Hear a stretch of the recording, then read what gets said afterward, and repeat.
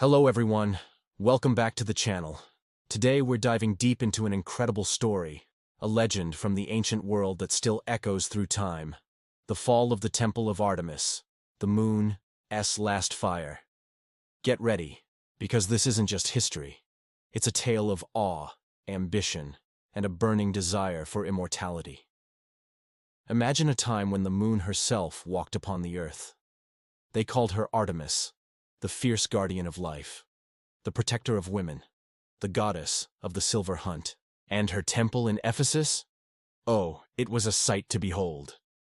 Travelers from far and wide would say they could see its magnificent glow shining from the sea, a beacon of divine beauty. But even the greatest wonders, the most sacred places, must eventually face their night.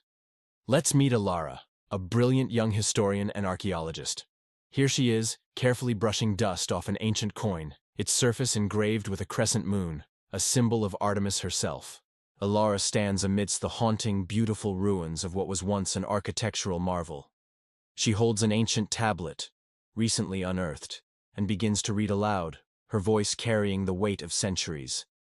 In the night the stars hid their eyes, and the goddess wept fire upon her home. She looks up, and there, perfectly framed above the ruins, the full moon glows, a silent witness.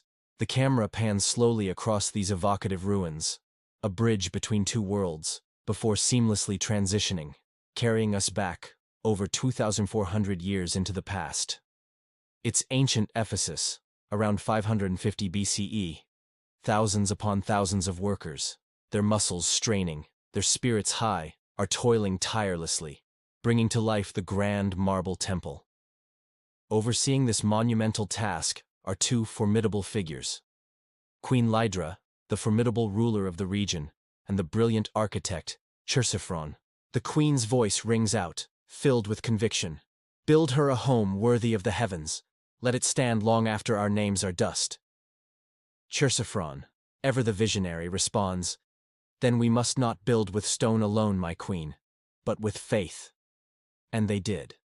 White marble blocks, painstakingly hauled from distant quarries, rose majestically. Pillars, each a testament to human ingenuity, were raised towards the sky. Silver lamps, crafted with exquisite detail, were hung, ready to illuminate the sacred space. When the temple is finally complete, it gleams under the moonlight like a jewel on earth, boasting 127 towering marble columns, each one taller than 3 men stacked on top of each other. Inside, a colossal statue of Artemis stands in serene majesty, surrounded by magnificent lions and other wild beasts, symbols of her domain. The people kneel in reverence.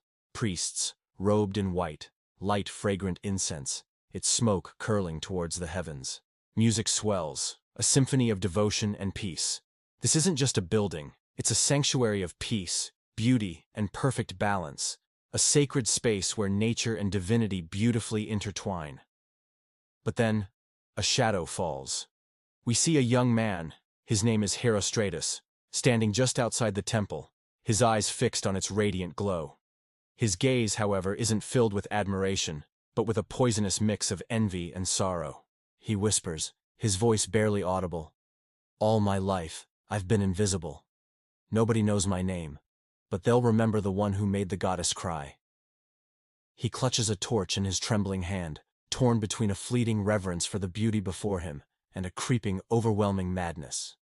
Inside the temple, unaware of the impending doom, Priestess Thalia tends to the altar.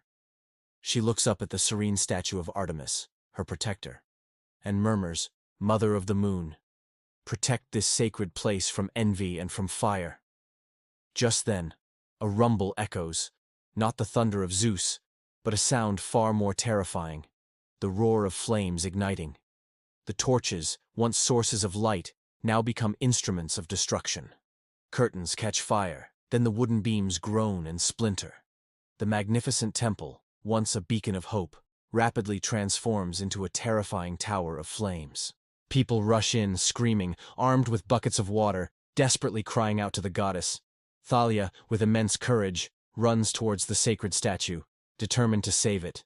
But smoke billows, thick and suffocating, filling the air.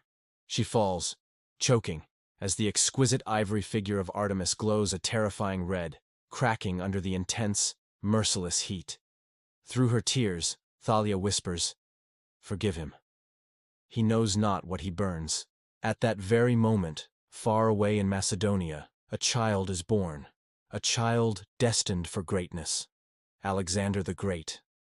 Ancient legend whispers that Artemis was so preoccupied, so busy watching over his miraculous birth that night, that she couldn't save her own temple. The flames consume everything. The moon, as if in shame, hides behind the clouds. The once golden temple, the pride of Ephesus, lies in smoking ruins, a monument to ashes. Herostratus is captured, brought before Queen Lydra. Her eyes, filled with sorrow and rage, pierce through him.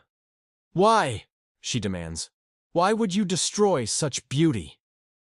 Herostratus, a faint, chilling smile playing on his lips, replies, "To be remembered.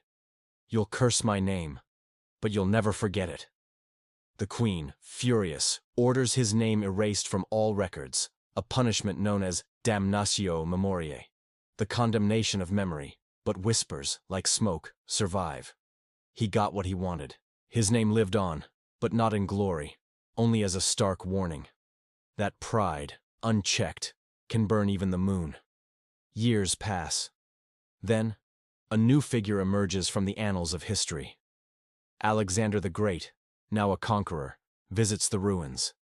He stands in awe, his imagination reconstructing what once stood.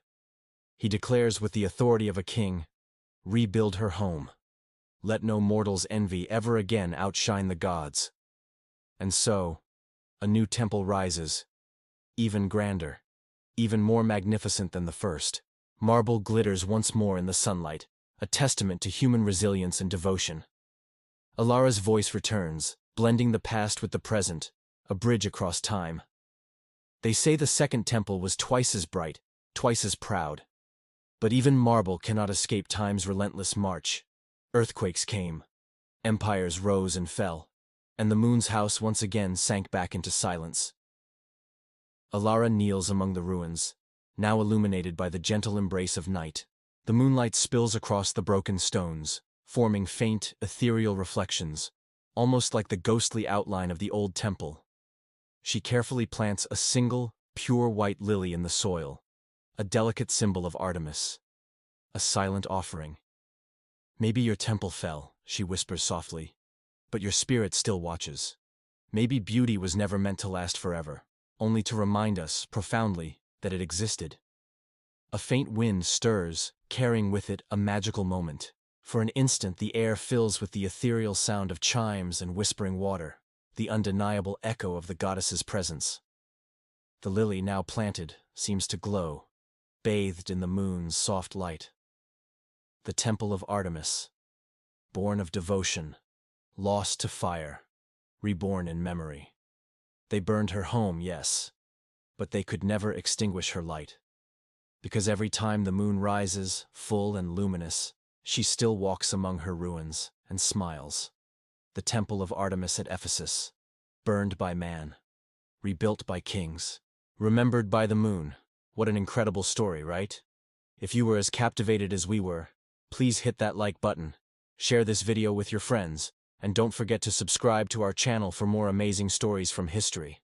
Thanks for watching, and we'll see you next time.